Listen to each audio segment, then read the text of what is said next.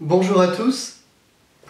Lorsqu'on est confiné depuis un jour ou deux, généralement, ça ne pose pas trop de problèmes de relations.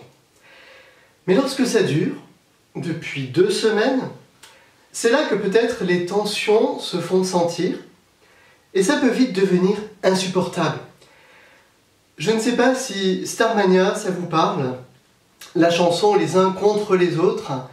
Je ne vais pas vous la chanter, vous irez la chercher sur YouTube, mais si vous vous souvenez des paroles, ça traduit une ambiance de malaise, de mal-être dans laquelle on pourrait tomber. En fait, il faut distinguer 2 choses, le confinement et l'étouffement. Le confinement, c'est une réalité à laquelle nous sommes tous soumis. Mais le sentiment d'étouffer ou de s'étouffer mutuellement, précisément, ce n'est qu'un sentiment. Et il est important de ne pas confondre le fait d'être confiné et le sentiment que cela peut, ou pas, susciter en nous. Alors pour éviter que le confinement provoque ce sentiment d'étouffement, nous vous donnons 2 pistes que nous partageons avec vous parce que nous essayons de les expérimenter chaque jour. L'importance des lieux et la gestion du temps. Certains habitent peut-être une maison, d'autres vivent dans un plus petit appartement.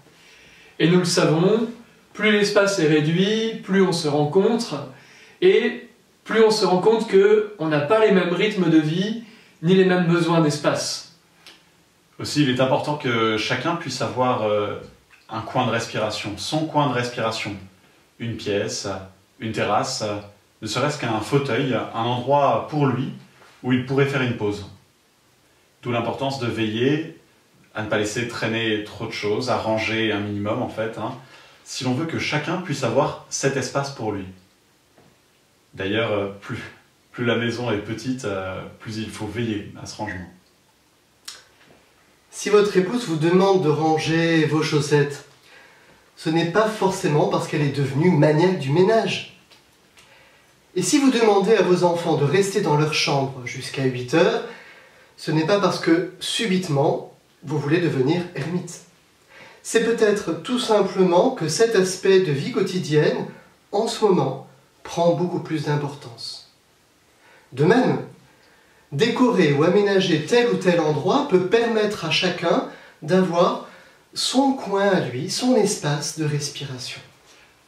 Beaucoup sont contraints de travailler à la maison, et peut-être dans cette circonstance, il peut être assez difficile de retrouver un cadre de vie qui sépare correctement travail et vie de famille, vie professionnelle et vie privée.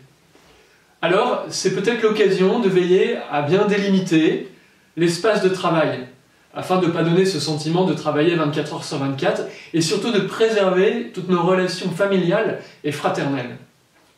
Avoir besoin de s'isoler ou d'avoir un lieu à soi, c'est normal.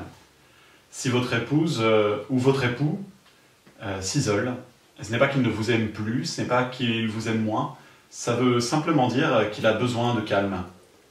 En fait, c'est peut-être même l'inverse, c'est qu'il s'isole pour mieux vous retrouver par la suite. Après la gestion de l'espace vient la gestion du temps. Nous avons besoin de passer du temps ensemble, c'est normal et légitime, mais on a aussi besoin d'être seul à certains moments de la journée. Ça peut être pour nous reposer, pour lire, pour se détendre, pourquoi pas pour prier. Être confiné dans un même espace ne veut pas dire être ligotés les uns aux autres pendant 24 heures.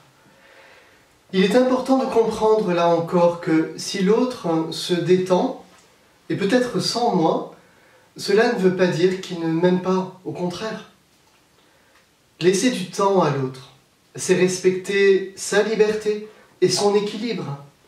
Au final, tout le monde y gagne. Après, c'est également précieux de se réserver des plages de temps où l'on est clairement ensemble. On vous a parlé dans la précédente vidéo des repas, et ce sont effectivement des moments à soigner. Et lorsque nous vivons ensemble 24 heures sur 24, ça peut être précieux de baliser des temps calmes, surtout si on a des enfants.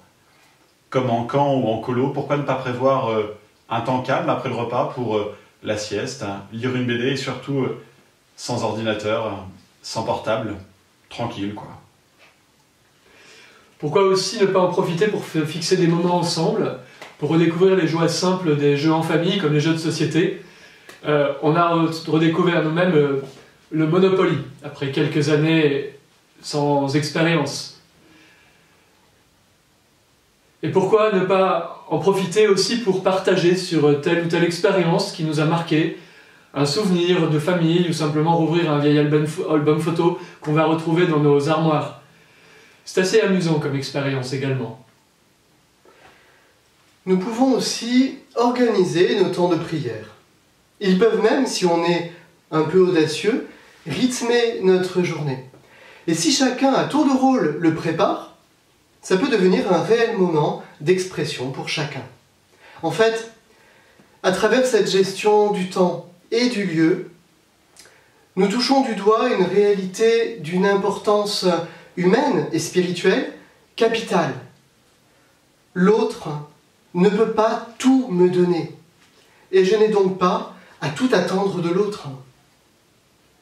Ne pas laisser de temps à l'autre ou ne pas lui laisser d'espace, ça revient à le presser comme un citron. Et si tout cela est vrai en temps normal, c'est d'autant plus vrai en cette période. En fait, ce confinement, c'est un peu comme un stage pratique pour l'après. Alors, à tous, bon stage. Si vous avez aimé cette vidéo, partagez-la et abonnez-vous à la chaîne.